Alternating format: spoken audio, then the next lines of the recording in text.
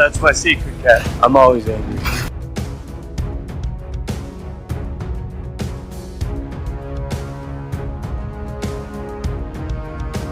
Alright. I ran out of patience.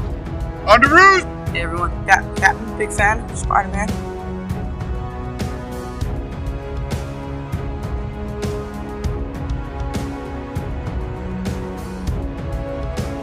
Avengers! Assemble.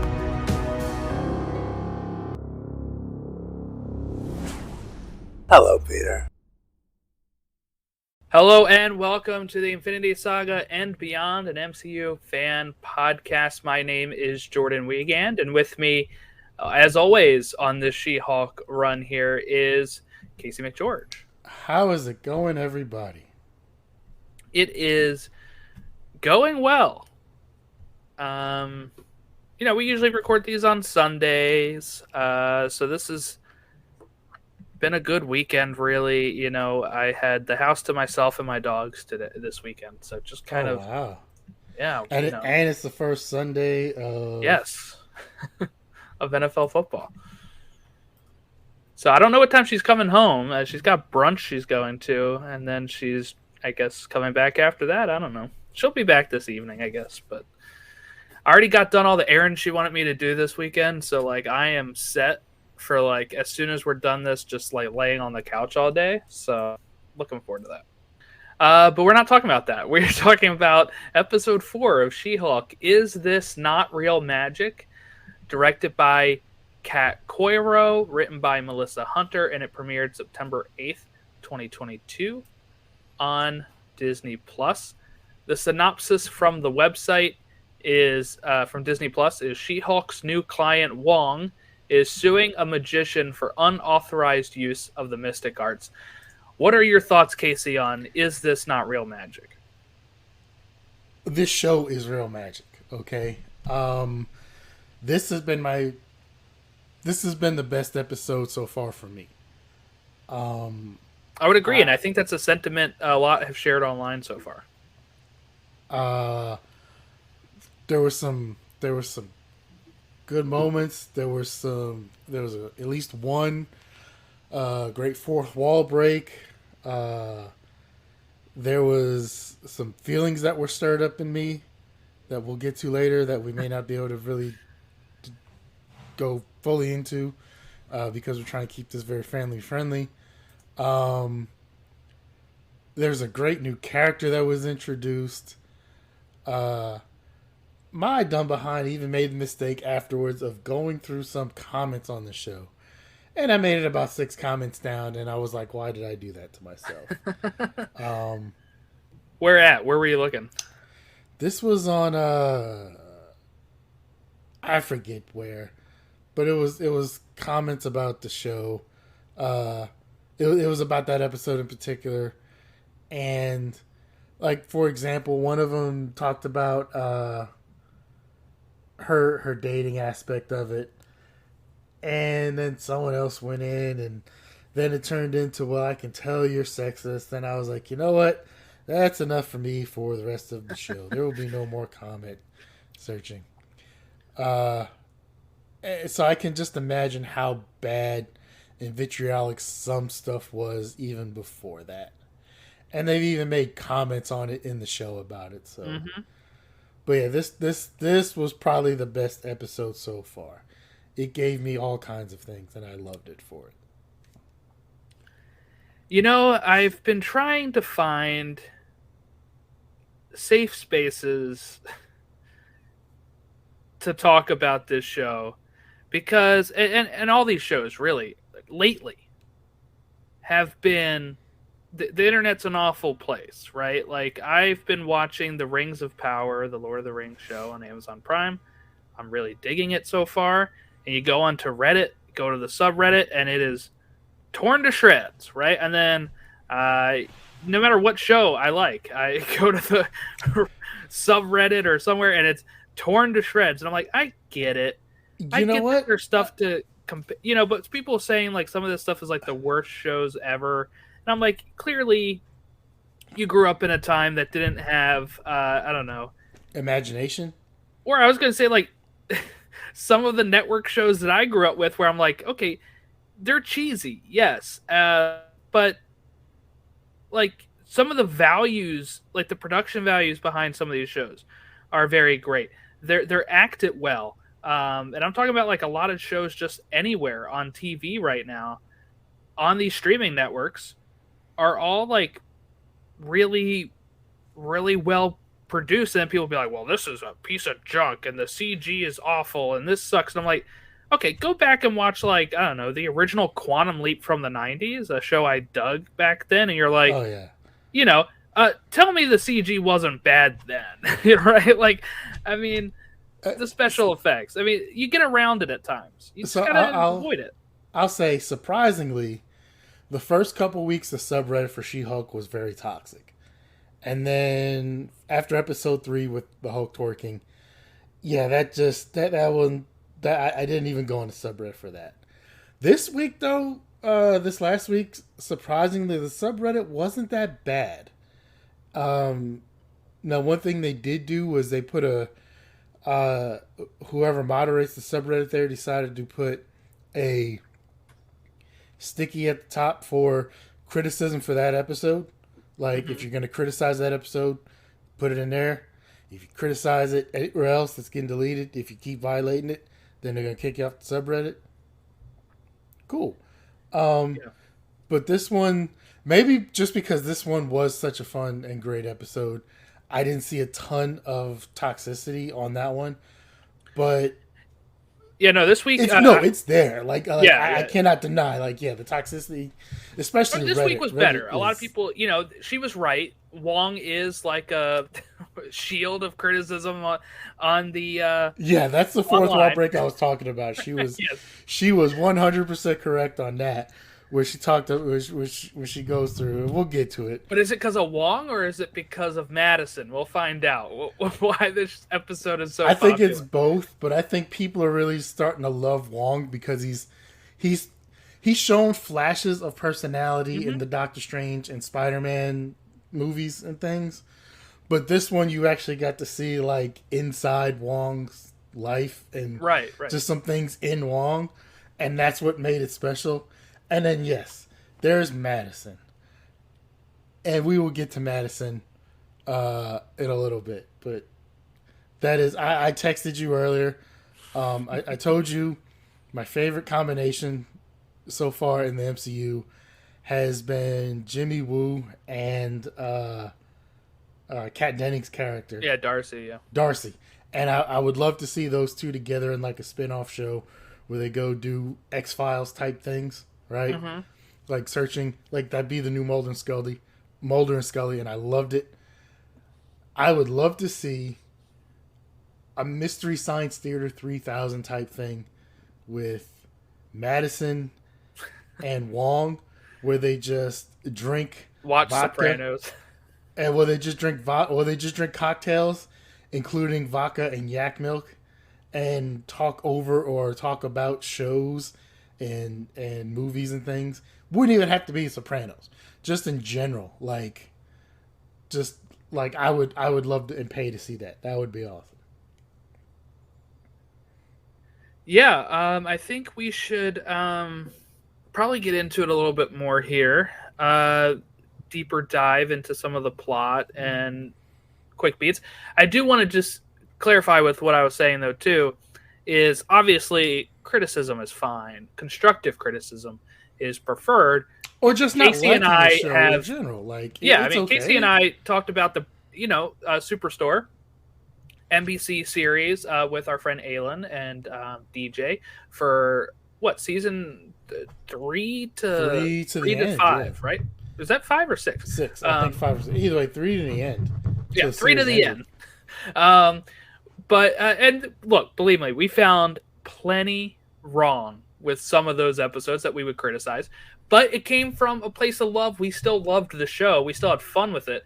But some of the comments I see on some of this stuff is just like this blows, this sucks. It's like, I don't know why you keep coming back every week then. Well, not only that, but when the criticism, and I haven't watched Rings of Power because I'm not a big Lord of the Rings fan, so that's not my thing.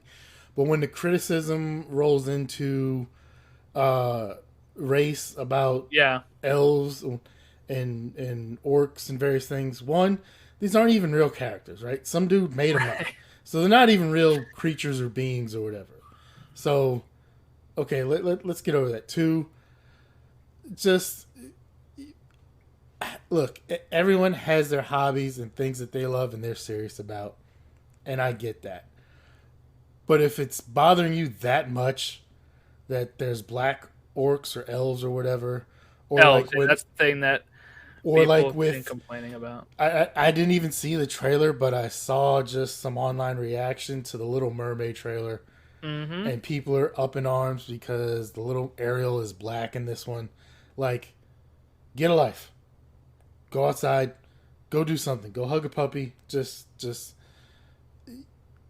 you suck. And I hope your kids never learn how to read, okay? It's the best thing I can say. Probably the most family-friendly thing I can say about that subject, if that's how you feel. Not you, just in general. I was on mute. Sorry. Yeah. No, I know. Yeah. No, and that's my problem too. Is like I'm digging a lot of these shows that I find now, and then I go somewhere and I'm like, people just rip it to shreds, and I'm like, I want to find somebody that like enjoys something, so I can like have like, oh yeah, I really like this show. Let's talk about it. But people are, I don't know, driving me nuts with it. Okay, people suck. That's the bottom line. Most people suck. Yeah. All right, so the episode starts right with Donnie Blaze, who again people are upset about a little bit too because it's so close to Johnny Blaze to his Ghost Rider. So people thought in the trailer they saw the ONNY Blaze, they thought we were getting Johnny Blaze. I'm not gonna lie, I didn't hear it totally well. Like, I'm partially deaf in one ear from my time in the Army. Didn't hear it totally well. So it took me a while. I thought they were saying Johnny Blaze. And I was like, okay. This is like the only thing about Ghost Rider I know is from the Nick Cage movie. So I'm like, this is not the Johnny Blaze that I remember, but Marvel's putting their own spin on things. So, okay, if this is going to be the new Ghost Rider, let's do this. And then later on, I was like, oh, this is not Johnny Blaze. This is Donnie Blaze. Good one there, Marvel. Yeah, so from what we can find, there is no Donnie Blaze comic character. This is a new original character, a magician at the Mystic Castle who has been previously expelled from Carmitage for unethical use of his powers. And he sends an audience member named Madison, with a Y, not where you think, to another N's dimension. And a Y. Yes. To another dimension where she makes a deal with a demon before being transported to Wong's home in Carmitage. So, where Wong is watching The Sopranos. Okay. So, I'm sitting on my couch Thursday night, and I'm watching this, and I'm invested, and I'm into this. And there's a drunk girl named Madison dancing around who gets sent somewhere. And I'm like, okay, cool. And then it cuts to Wong in Carmitage. Now, if you are over a certain age, I don't even know if the theme song to Sopranos is an actual song. I don't know if it was before the show. All I know is if you hear that music and that song, even if it was the theme song before, it is just right now. It will forever be tied to The Sopranos. So I haven't finished The Sopranos. That's probably something I need to start over. I've never watched it. I've never watched it. Quite a few episodes, but I never watched the whole series. But I know it's generally counted as one of the greatest television shows of all time. And from what I've seen, yeah, I'll buy that. So I hear the song, and as I hear the song, I kind of start bopping a little bit on my couch because, like, I just think of Tony Soprano, and he's like that intro, and it as the kids say today, it slaps, right? And I'm kind of vibing with it, like, hey, next thing I know, it cuts and I see Wong, and he's got a cigar, and he's vibing with it, and he's bopping up and down, and I'm like, man, why didn't we see this version of Wong anywhere else? Like, he's always just been shown as this really serious dude. And I get it. His job was always serious. and now he's the Sorcerer Supreme. He's got a lot on his plate. But he's taking like a night off, and it's a me time, and he's just vibing and bopping, and he's watching The Sopranos. And I'm like, this is the Wong we need. So Madison pops in, and we see he paused, like, obviously, it's usually they pause it, and it's whatever season, and it's long-term parking is the title of the episode. So I'll say this. The show went off the air 15 years ago, right? So I think I would say the, what's it called?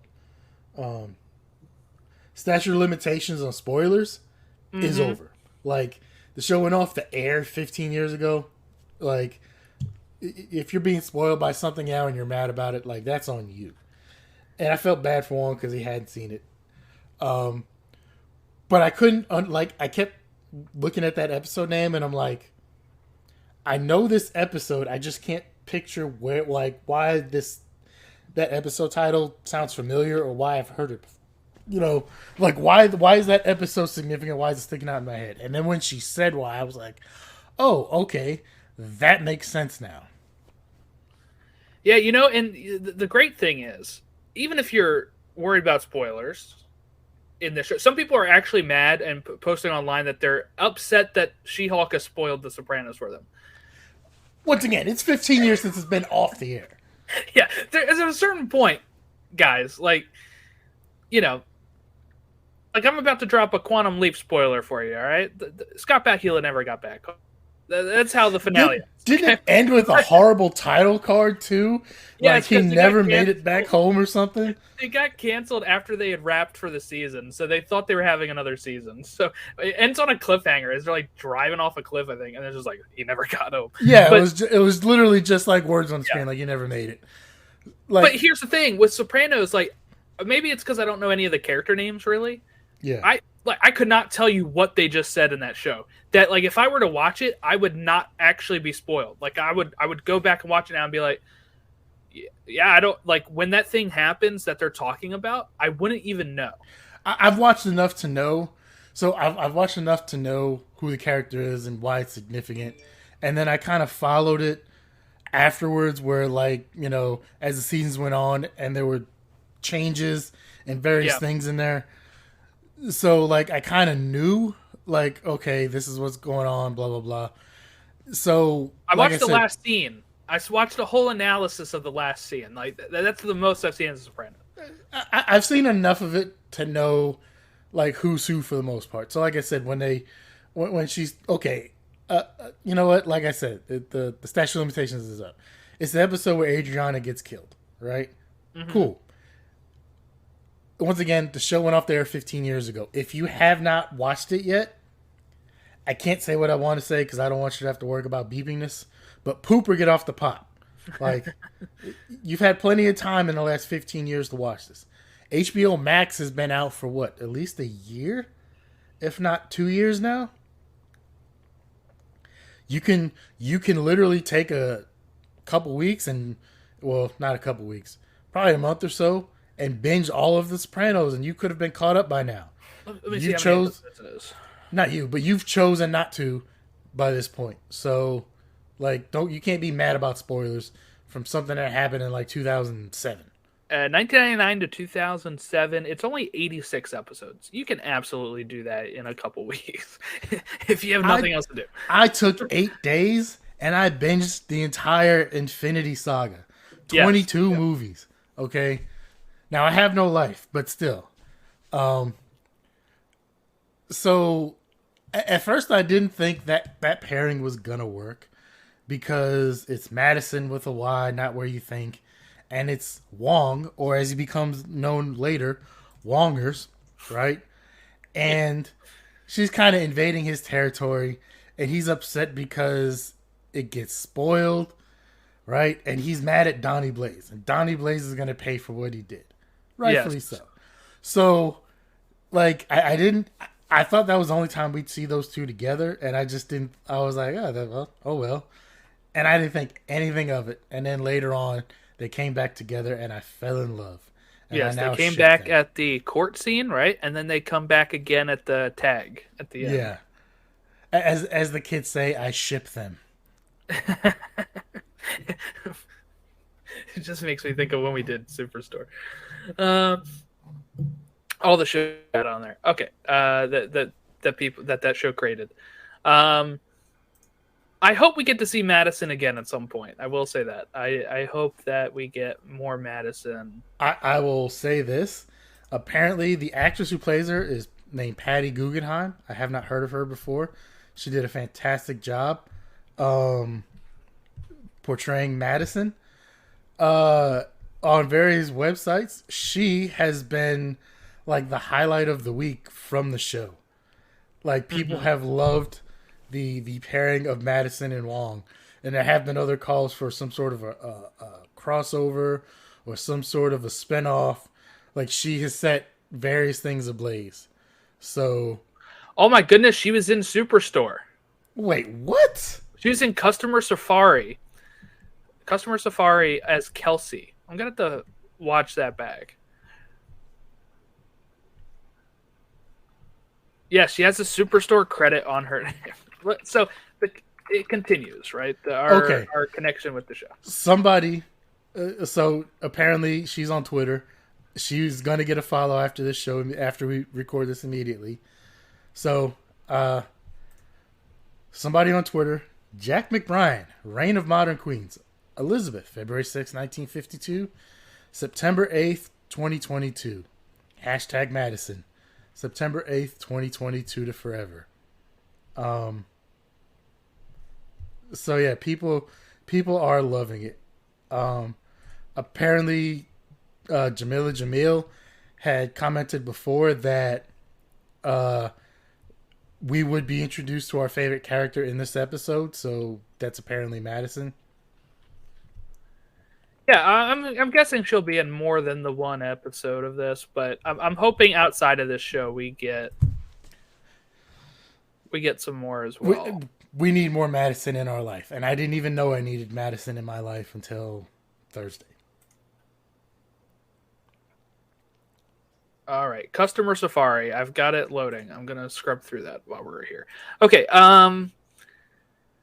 So this is kind of like Wong's beef, right? Is that that Donnie Blaze has consistently done this and been unethical use of the mystic arts. He approaches Jen to sue him. Well, first, I guess, a cease and desist. And this goes on to bring up a court case for Jen. And I want to say this is very comic book She-Hulk, where they have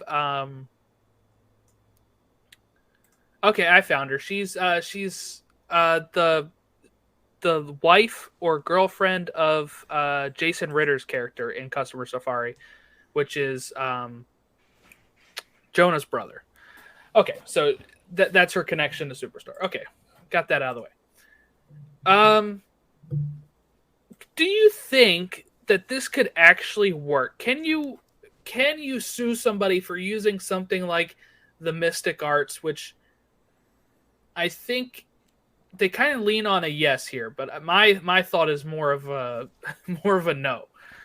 So this is something I've thought about, and I think we might have touched on or talked about before, how after the blip and the snap and everything, and they know these various beings and entities and gods and magicians and the Sorcerer Supreme and now demons and various things are out. It's opening up the world to a lot of unprecedented things, right? It took our court system decades, and it's probably still not entirely caught up with the internet itself, of internet crimes and various things that people get sued over that happen online. And because a lot of it is done state by state, there are some states that probably are not completely caught up on that. I'm a fan of the Chris Hansen and his To Catch a Predator series, and he has a podcast that talks about that. And one of the things just makes me think of Tobias. One of the things that he talked about was, especially when he first started, was because it went to different states. Every state was different in how they treated this because these crimes were happening online. So Yeah.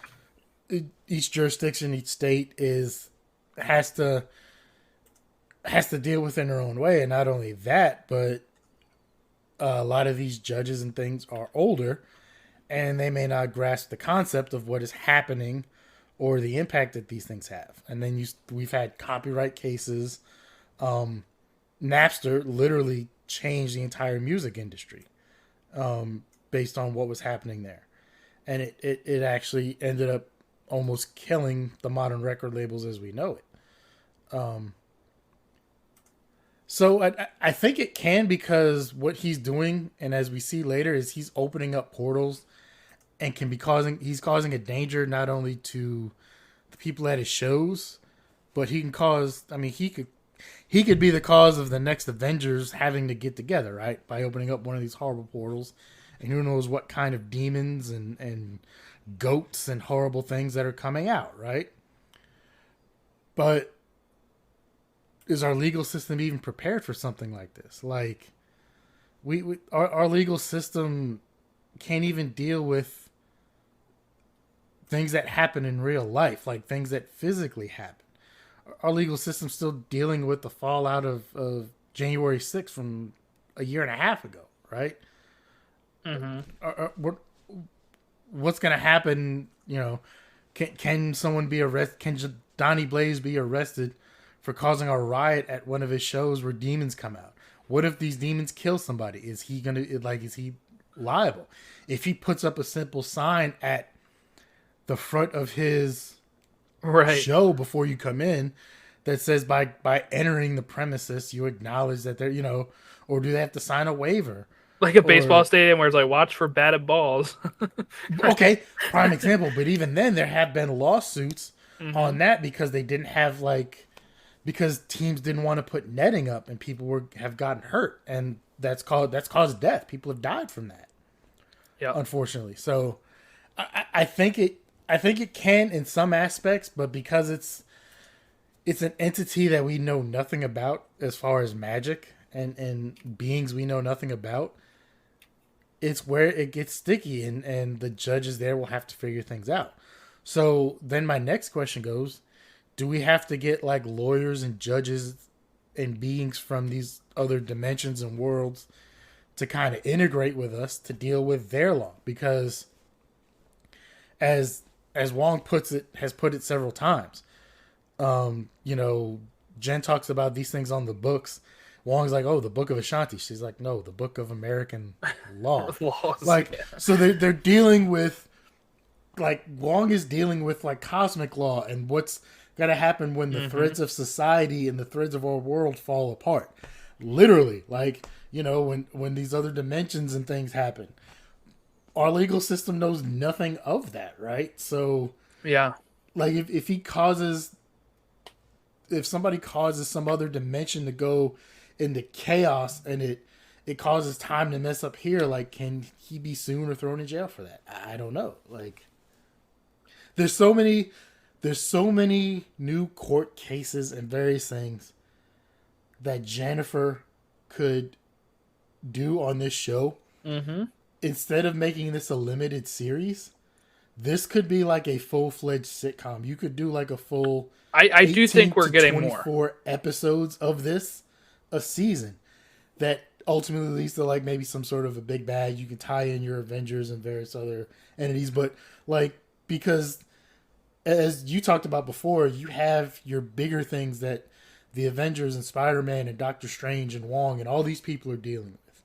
But now, because of introducing these things into our society, you have like the Light Elf, who's a con man. You have Donnie Blaze illegally, possibly, or using the mystic arts in the wrong way that could cause chaos. You have superhuman influencers by like Titania, and there's other things that we don't even know about yet.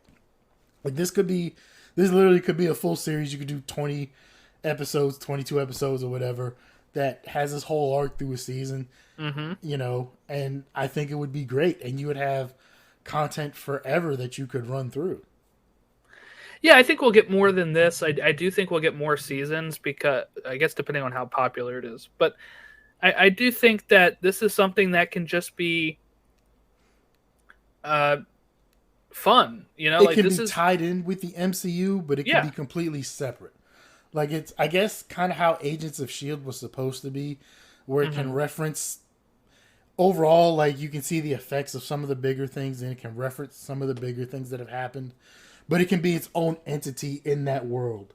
You know, like we can see Jen as She-Hulk be a superhero in like the Avenger films. But like this show should always be fun, quirky court cases that she has to take up that brings to light some of these, funny issues we find. Because one thing I wonder with the guy, they didn't bring this up at all, is does this fall at all under the Sokovia Accords? Does he, he's not acting as a hero. He's just doing this for fun. But he is super powered at a sense of he's able to use the magic. So does this fall under that window or not? Are the Sokovia Accords even still valid? I know, I guess they entered, but then the whole team split up, and then you had the snap and the blip. So, like, are the Sokovia Accords even valid? Have they been updated? Is the United Nations even around? Like,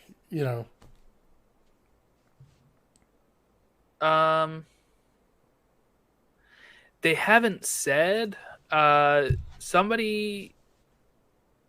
I think there was an interview with somebody from She-Hulk. I'm trying to find it. Okay. This is something I found from. In a recent interview with The Direct, She-Hulk head writer Jessica Gao teased that the Disney Plus series is going to reveal the current state of the Sokovia Accords in the MCU.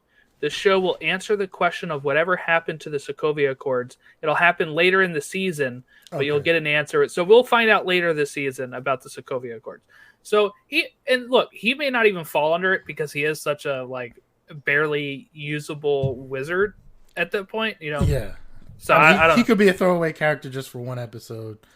But there's also the aspect of could they?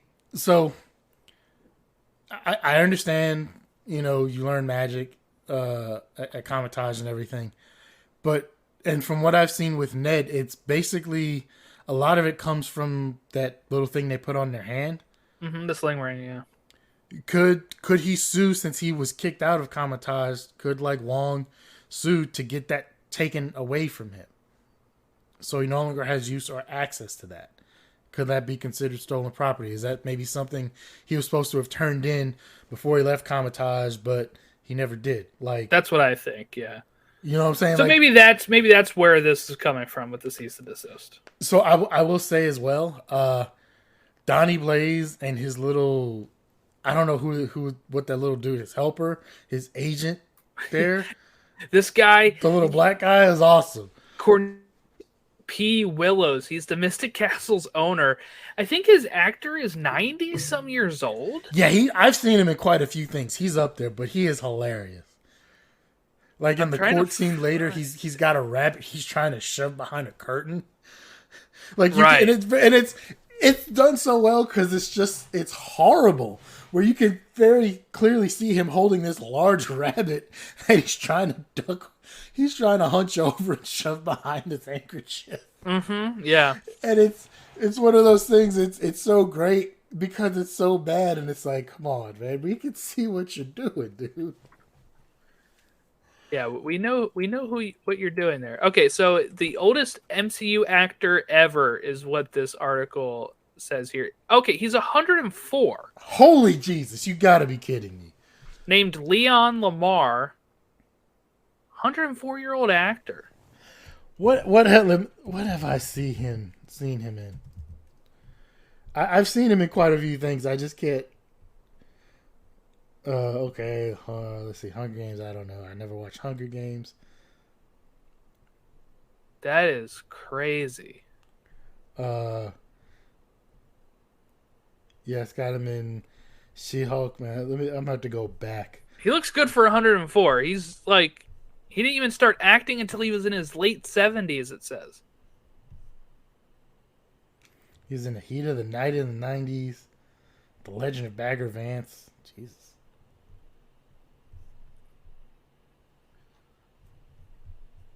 I saw something that it said, like, you know, I saw maybe something similar, said, you know, the oldest actor ever in the MCU, and I'm like, I didn't even really think about it, but at the same time I was like, dude, like Stan Lee was like in his 90s, like. I don't know if they would consider him as an actor though, because he just does the cameos. But he was still in it, so he was in his 90s doing it, so it was one of those, I didn't think about it, but I'm like, you got to be up there if you're going to beat Stan Lee in his 90s, and he did. I'm sure he's having fun, but I can't imagine working at 104. I can't. I would be. I don't know if I could do it. I'm going to be honest, I can't even imagine living at 104. And looking that good, he was able to get around. He was. I did not pick that. I did not pick up he was 104. I thought maybe he was 70 something. That's crazy. So, you know, he's great though. He's really great. Jen and Wong are talking about trying to figure out what's going on.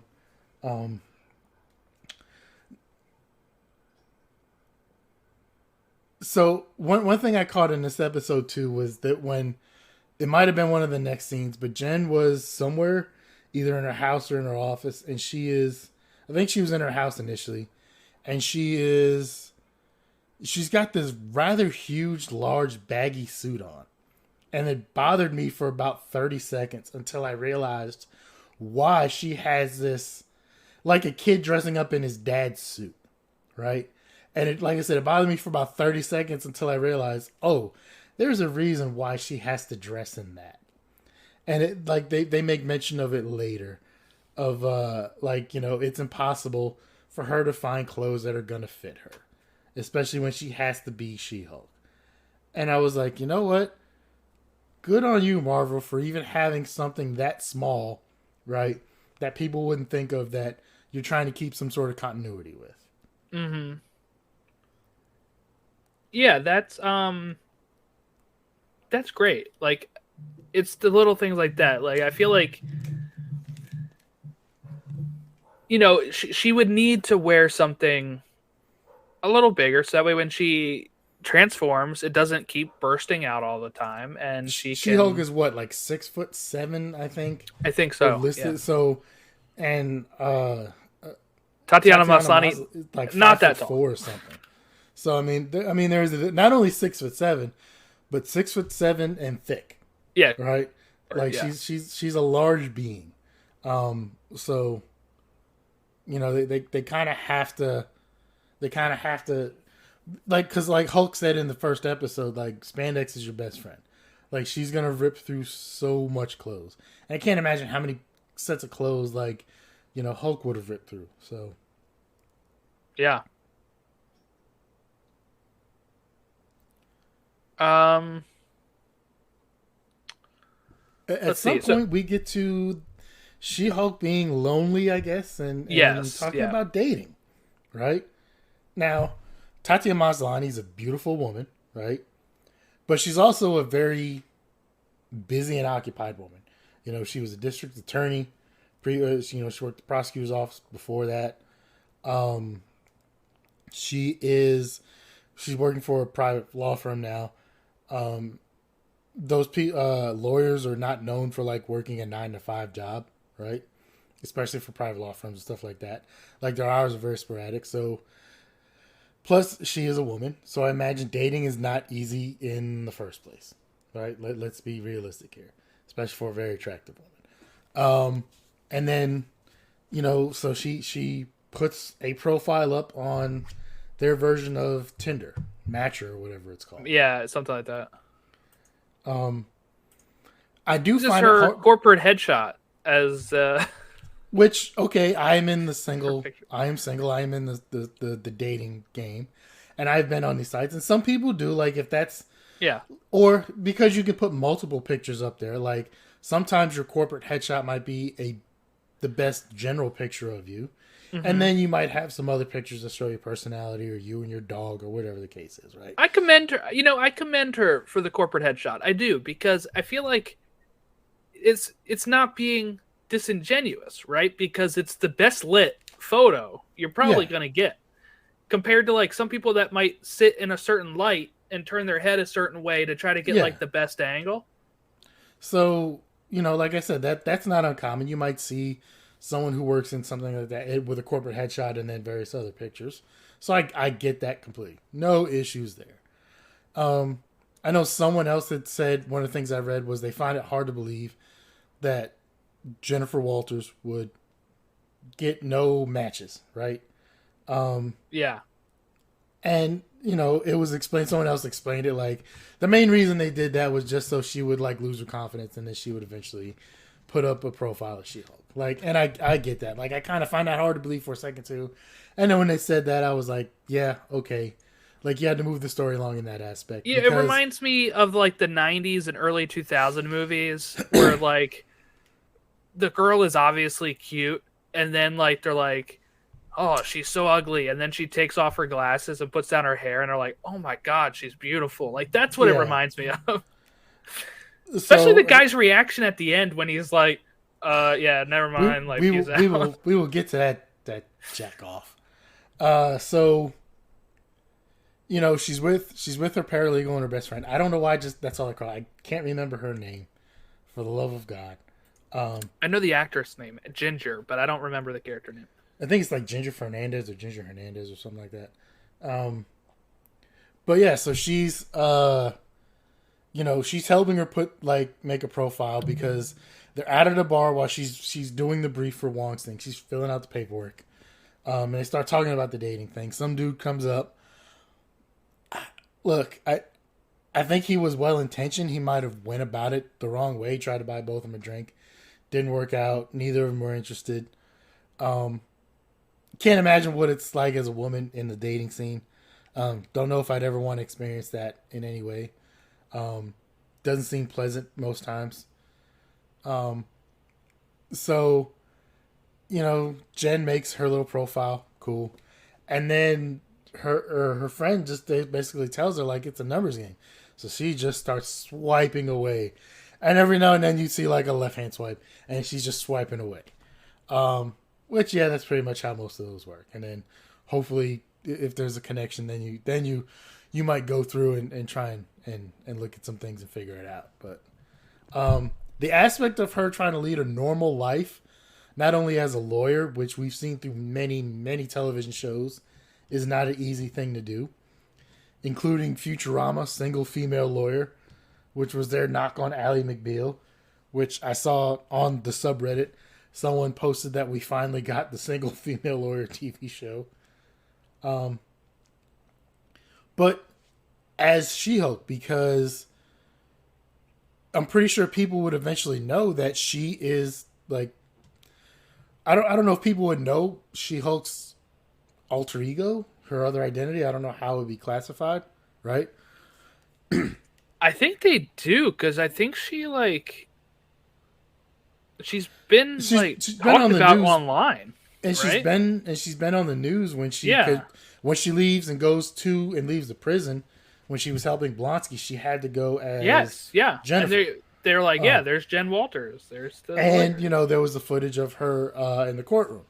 So I'm pretty sure, like, someone swiping through would be like, isn't this the lady who's She-Hulk? Like, if they see Jennifer on the app.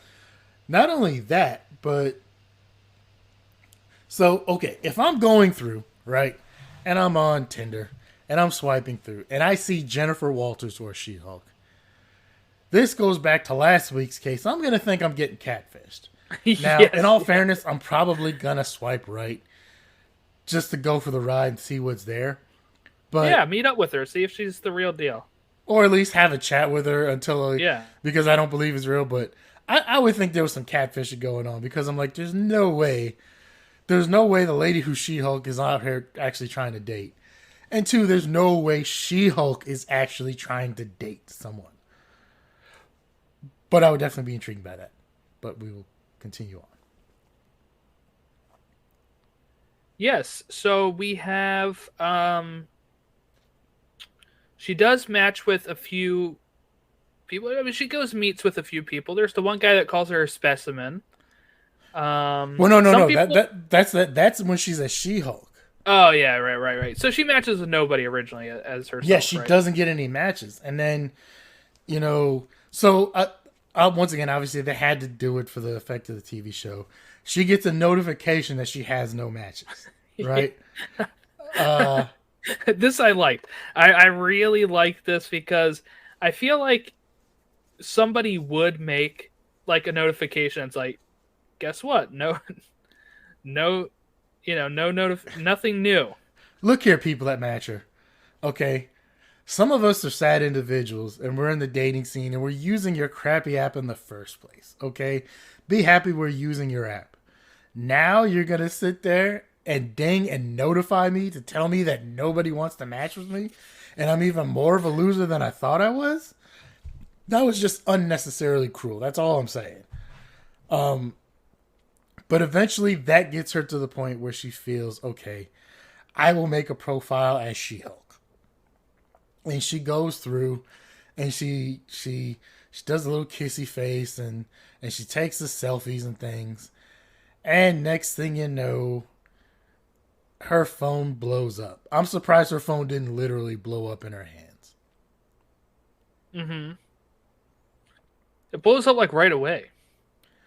Yeah, within like a minute, it's just bam, bam, bam, bam, bam, bam, bam, bam, bam, bam, bam. And the fun starts.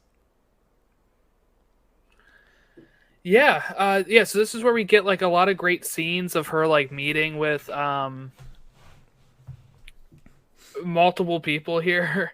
The one guy So calls her a specimen. The people are speculating he might be behind the the Wrecking Crew, which I would be didn't. interesting. Okay, so I will say I thought that would be the easiest way for someone else who's behind this mysterious boss of the Wrecking Crew there, right, to get some access to She-Hulk. The guy she ended up with, I don't trust because I I read a lot of weird magazines, and there's some of these things that have talked about what to do and say on a date, right? And especially as a guy, don't talk about yourself and find out about the other person and listen to what the other person has to say.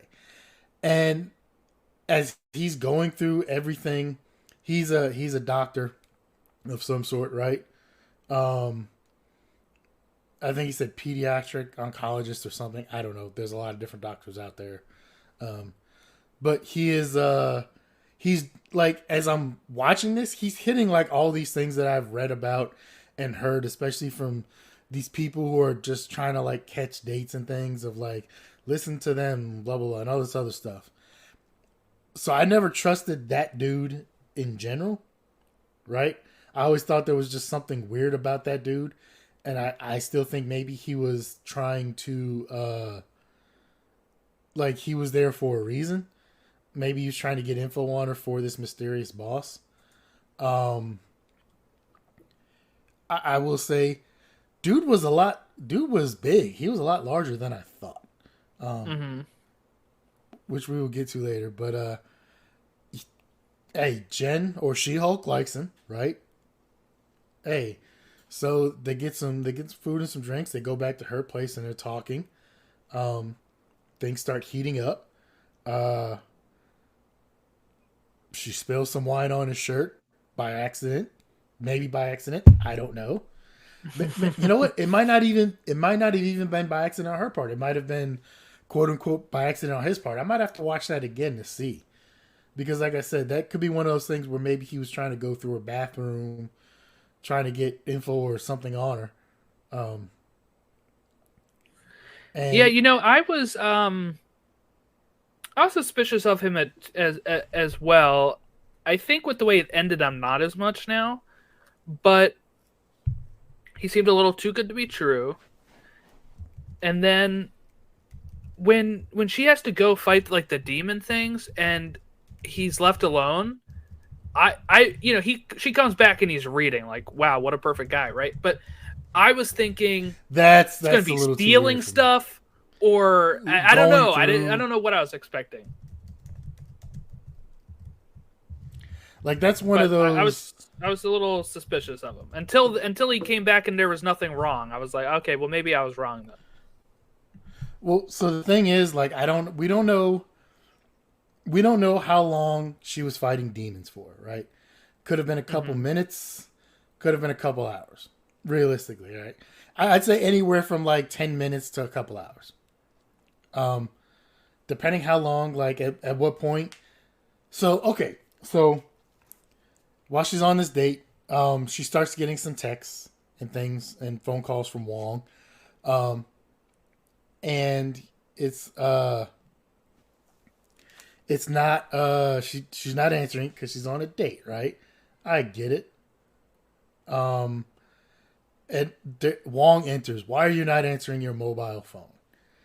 One, I love the fact that he's calling it your mobile phone. That's awesome. Two, okay, imagine you're on a date with She-Hulk. You're lucky enough to be on a date with She-Hulk, right? You're sitting there. Things are starting to get hot and heavy. A freaking portal opens up. And an Asian dude starts talking about he needs you to come fight some demons with him, right? Are you staying? Do you leave and be like, hey, obviously I see you're busy. I'm going to go. She tells him, oh, okay, I'll be right back, blah, blah, blah, whatever. Okay, cool. How long do you stay? What do you do while you're there? Do you flip on the TV and maybe just start watching random stuff? Do you start snooping around?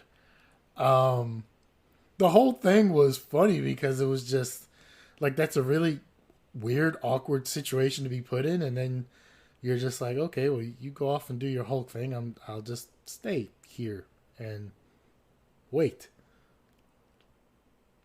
I've had that before, not with a girl, but with like one of my friends when I was growing up. I would always go over his house, and then there'd be times where it's like, oh, I would be over there, and he's like, well, I got like a doctor's appointment, and then he'll be like, but you can stay here and like chill, and then I'm like, okay. I'm like sitting there like, what do I do while he's gone? So yeah, I mean, it's a little awkward. I've had a couple friends like that.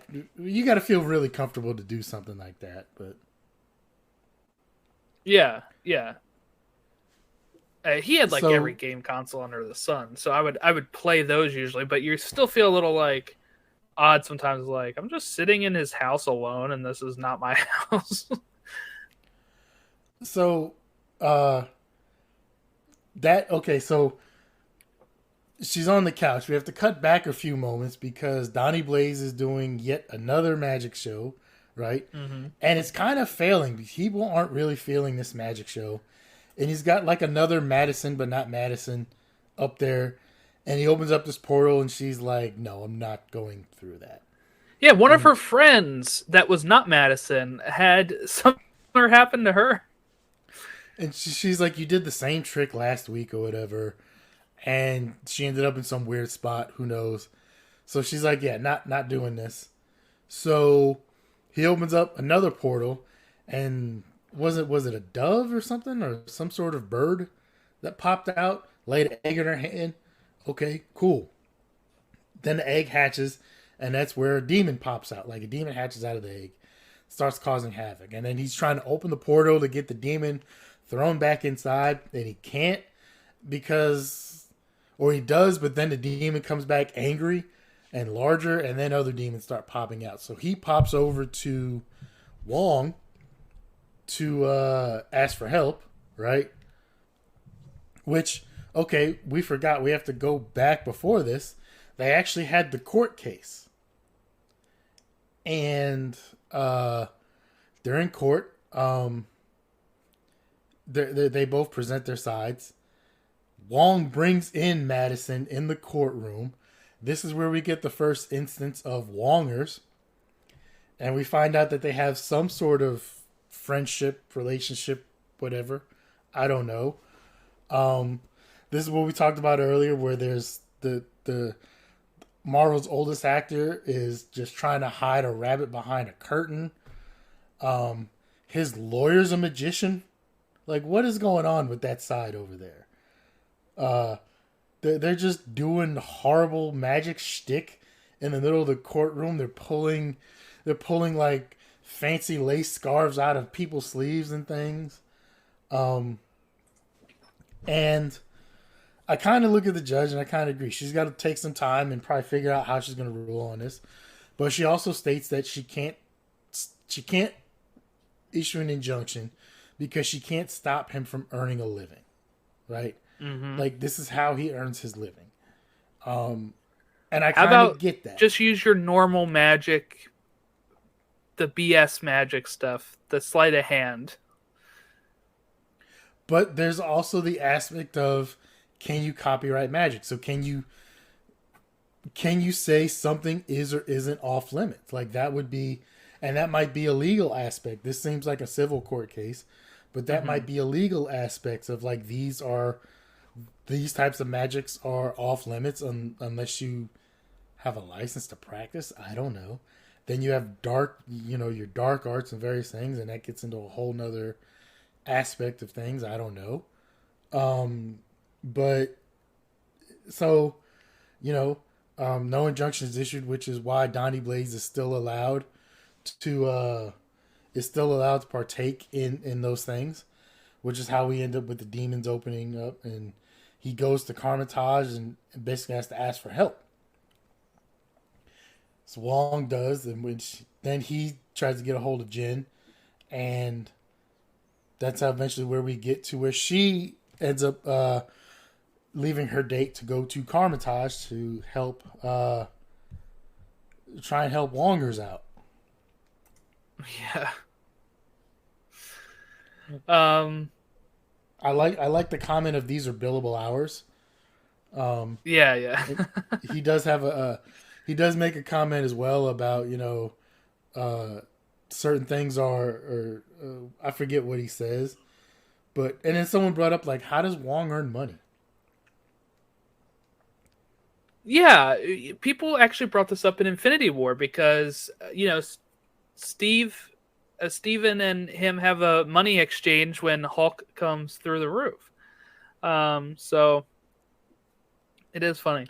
And I mean, he's got Carmitage and he's got the place in New York City, and we've seen they have various other magic places around the world, right? Mm-hmm. These places do need upkeep and people have to be fed, and there's utility bills and various other things. Like, can he conjure it with magic? Like, what happens? How do these things end? Yeah, how does? I mean, just the maintenance and upkeep on a place like that. Carmitage seems like a huge place, right? Like, I don't know what kind of modern amenities it has. We know it has Wi-Fi because in Doctor Strange it's brought up, like, the Wi-Fi password, so we know it has some sort of modern amenities, right? So he's got to at least pay his internet bill. Yep. Wi-Fi is not free, so. But again, could he just conjure it? Can he just make it with magic? Like, now we have Wi-Fi. Like, these are the things we don't know. So I don't know. It's so many of the things that I think about when I go down my horrible deep rabbit holes. But so they get rid of all the demons. They have their moment with Donnie Blaze where they get him, you could say intimidate him, but rightfully so. They get him to agree to decide to stop practicing his version of magic, right? Because she has the demon that she's going to leave with him that's very large and horrible looking, that's going to cause horrible damage. And they agree. So she says she'll send the paperwork over. Okay, cool. That's taken care of. She gets dropped back through a portal on top of her date, who's there reading. And she has, like, a bit of demon in her hair or something. Yeah, that's a turnoff, by the way. For me, I'm not, like, getting carried into the next room after that. It's why don't you take a shower first? All right, look, since you brought that up, under most normal circumstances, that probably would be a turnoff, right? Because it probably smells too. Just saying. However, Demon guts. yeah, I'm not gonna lie. However, the fact that She-Hulk landed on top of him like that, I will say this, and this is probably the easiest and best way to say anything without crossing into things we might have to cut out or things that you might have to. I've never wanted to be carried away by a woman so much in my life until I saw that scene. As I've said before, people are finding things out about themselves in this series that they didn't know existed. I'm one of them. Although I probably should have known because I did used to have a thing for the wrestler China back in the day. Yes. I probably should have known this was in there. I just never really kind of acknowledged it. I don't know. Let me ask a question about this. What is this guy's deal? Let's act like he's not nefarious. All right, let's take that out of the equation. Okay. He sees her the next morning, and he's like, "Who are you?" Like he thinks this person's in She-Hulk's house, right? And it's Jen. And then he's just like, "You know what? Like, I'm good. Like, see you later."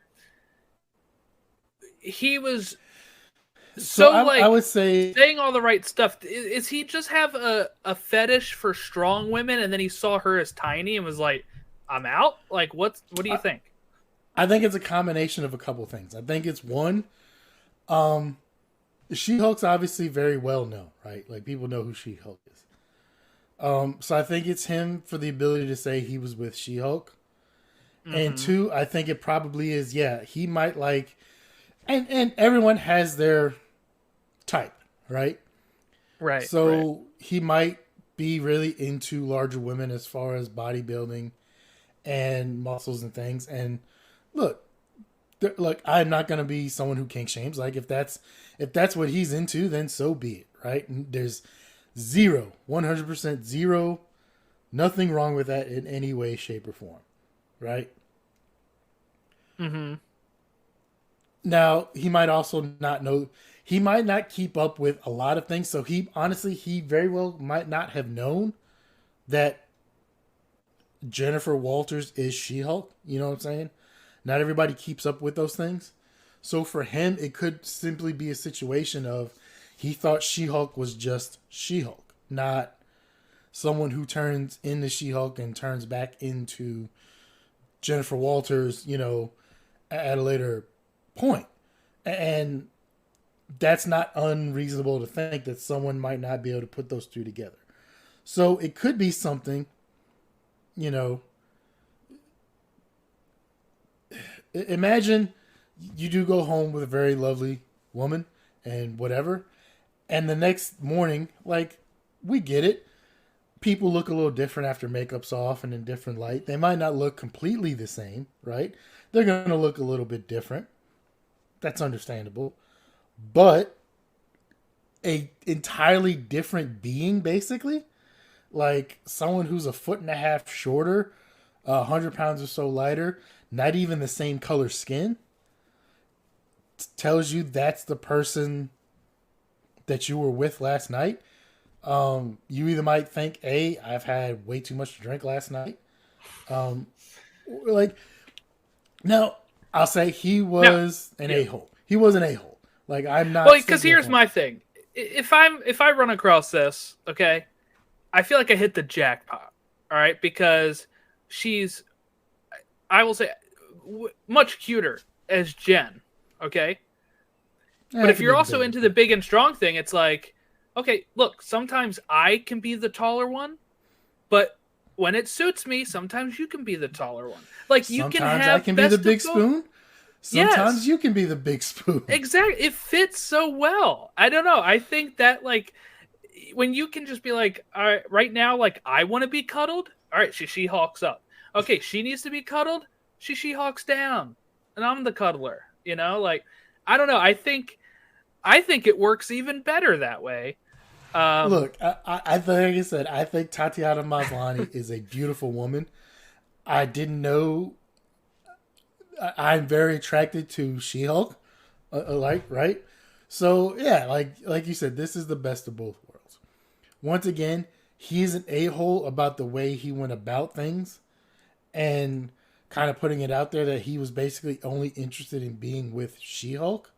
Also, does this mean he's not listening to her when she speaks? Because she told him about the whole thing about having to transform at work. So, like, I'm trying to figure out, like, did he just not think she would look like that? Like, what did he think she looked like then? It's possible, but like I said, I mean, outside of him being a jerk, like if you look at it just in generalities, if like I said, you wake up the next morning, she's a foot tall, she's a foot and a half shorter, she's several hundred pounds lighter, she's a different skin color, she can't lift a literal ton, as she said to one of her dates, right?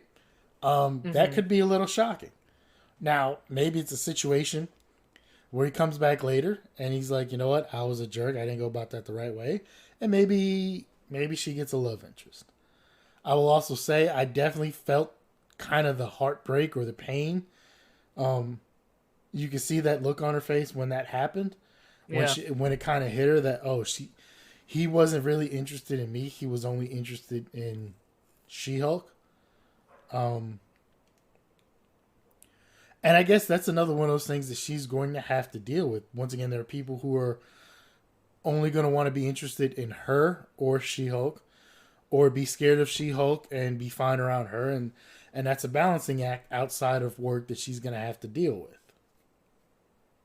Yeah, it's like when people are like trying to date celebrities because they're just like enthralled with the celebrity nature of it and not like focused on the human being. Or they're fine with it until like as soon as they take a step out of, a restaurant and there's 200 paparazzi, and you have moments where you have zero privacy or any moment to yourself. Like, some people can't deal with that, and that's understandable. Like, there's nothing wrong with you having those thoughts or feelings on that. So.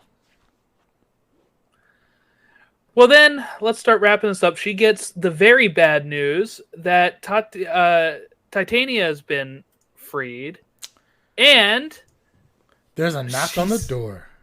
There's a knock on the door. It's somebody who is, what are they called? He has a very special delivery yes. for Jennifer Walters. And her line's like, I've seen enough process servers in my life. Like, come on, let's get over with this. Yeah, and it is a cease and desist, right, or some sort of lawsuit for breaching copyright of the name She-Hulk. Titania has now copyrighted the name She-Hulk. What I also love here is when Jen brings this up and says, what, does Thor have to copyright his name or Doctor Strange? And she's like, you picked the two people that use their real names. Well, from the Twitter feed that you showed me. That's on the is that in the preview? That's in the clip for like the rest of the season. That wasn't in this episode. Well, there you go. A little hint of what's to come.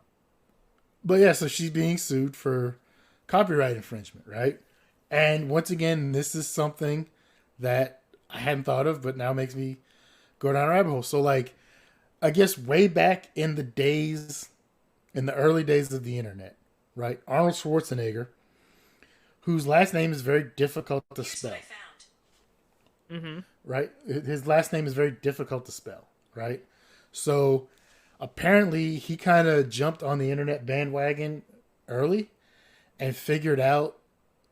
So, he bought a bunch of different domains of different spellings of his name, so it could all eventually lead back to him. And we've seen in the sports world in the last couple years, when Cleveland's baseball team was going through a name change, people started buying up and squatting on a bunch of names that they thought they could have.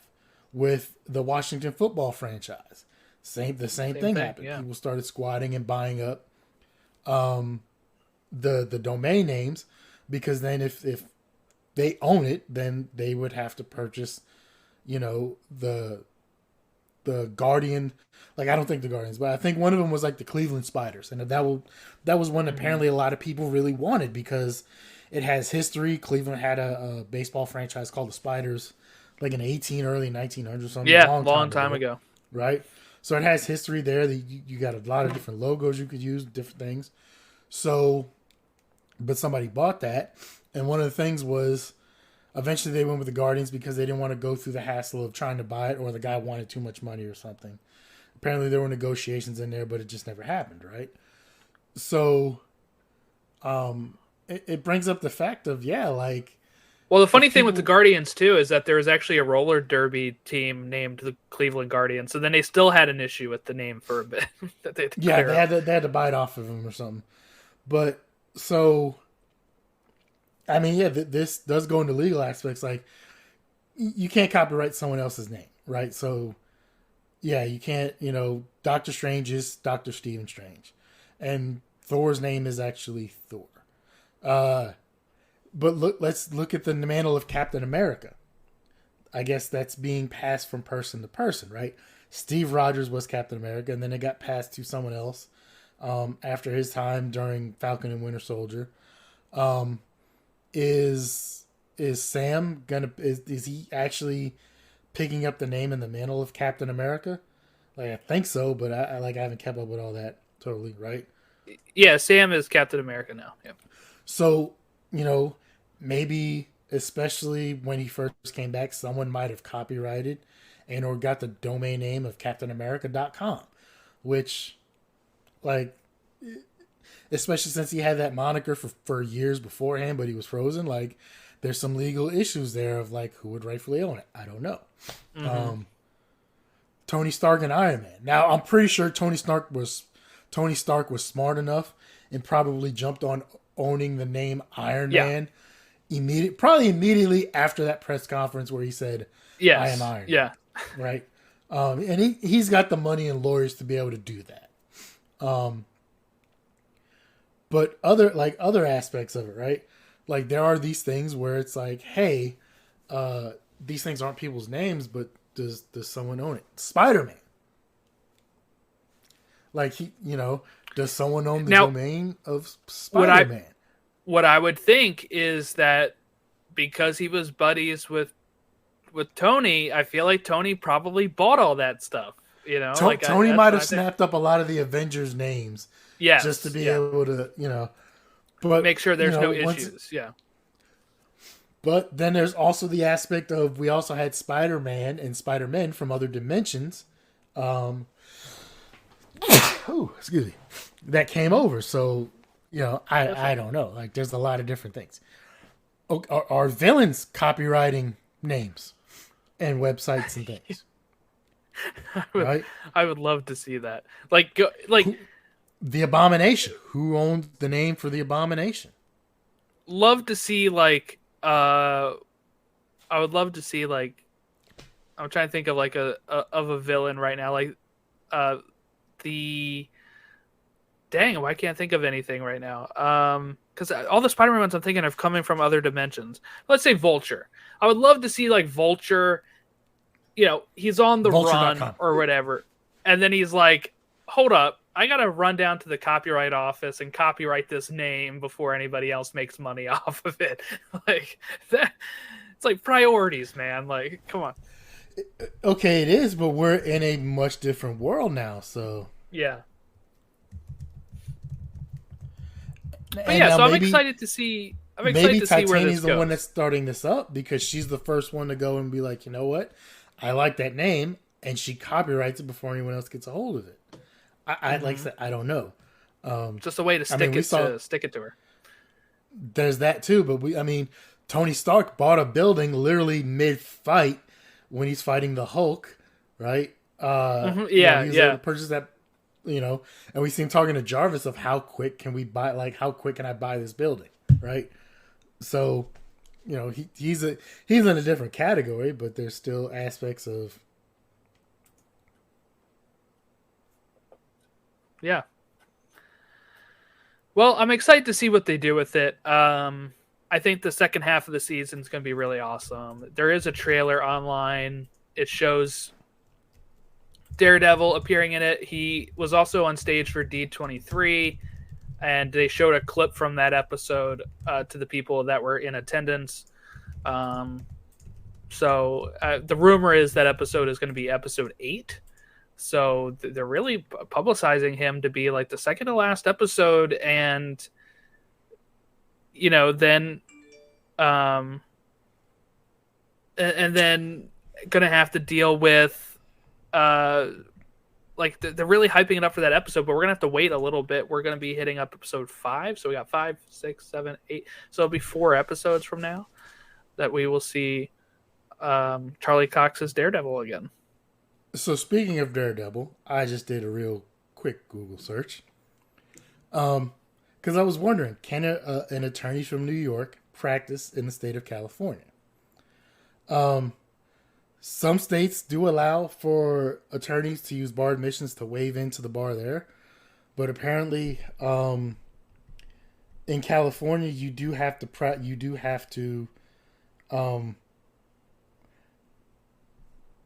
So from the California bar websites itself, applicants who are already licensed to practice law in another state of jurisdiction must register as an attorney applicant, complete a positive moral character determination, and pass the multi-state professional responsibility examination as well as a California bar exam.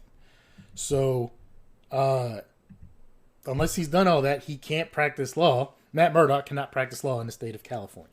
They'll wave it away. He will have completed it or something. Because he has taken other big cases before, so I do think that maybe he's like, hey, if I ever want to practice in other states, let's get this stuff out of the way. I don't know.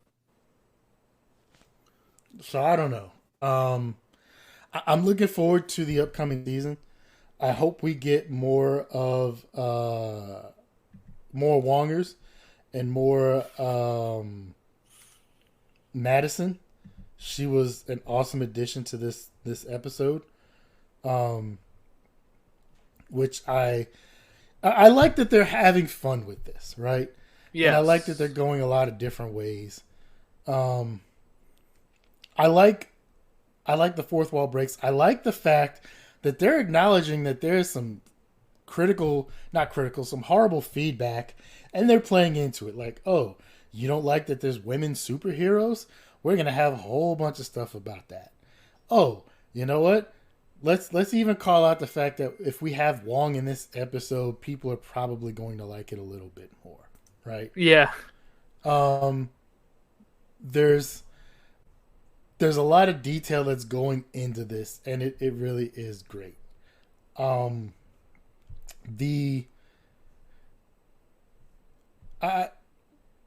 So I'm sure you might have seen this, but there was a BuzzFeed article. Once again, I looked up the trailers or Easter eggs. Apparently, Mephisto might have been mentioned kind of in this episode. Let's not get into it again.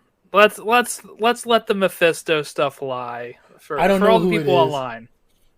I think they're talking about the demon that she made a deal with. Yeah, I think that's what most people. I was going to bring it up actually, but yeah, most people thought Mephisto has been referenced due to that. But look, we've been there. We've done that. But then it also in the as they're showing the end credits, right? And their chalk scribbles. It showed her with a drink in her hand, scribbling on a contract with a goat. Which I thought was fantastic. Like I said, we also had her dad came back in this episode. Her dad came back. What was his role again? He came back and he brought a bunch of security stuff because because the people jumped her. Yeah. So he's like, I got cameras and some other stuff, and he actually even talks about like, hey, did you call the police? And okay, so this is a great interaction because she doesn't even want to say anything, but her dad's like, you didn't go to the cops. And she even admits, she's like, look, I've been a lawyer long enough, and she's worked for the prosecutor's office.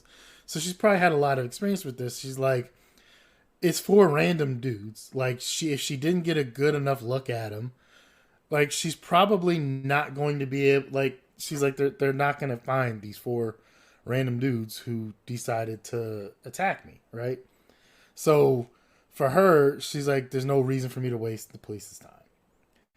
But, you know, and there's even, you could see on his look, like, even though she eventually turns into She-Hulk, right? Like, this is still his little girl, right? So, you know, her dad is still scared and everything. And then there's still the aspect of he brings a shovel and she's like, what's the shovel for? You know, she even brings up, well, if they attack me again, you'll get to use the shovel. Yes, yeah. Yeah, this has been a good, and I think they've been very good lengths of episodes. Like I think they're, and I think this episode really hit their stride. So I'm expecting a lot more like this throughout the season. This has gone in a lot of great directions, and I've enjoyed it. So, let's see where we go from here. All right. Well, if you want to give us a follow, I will be having another episode soon before we probably get to She-Hulk 5, where we will be breaking down some of the D23 news over the course of the weekend that just passed. You can reach us on email, marvelplusrecaps@gmail.com, or tweet us at TOInfinitySaga, or go to facebook.com/InfinitySagaBeyond. I hope everyone has a great rest of their week, and we'll catch you next time.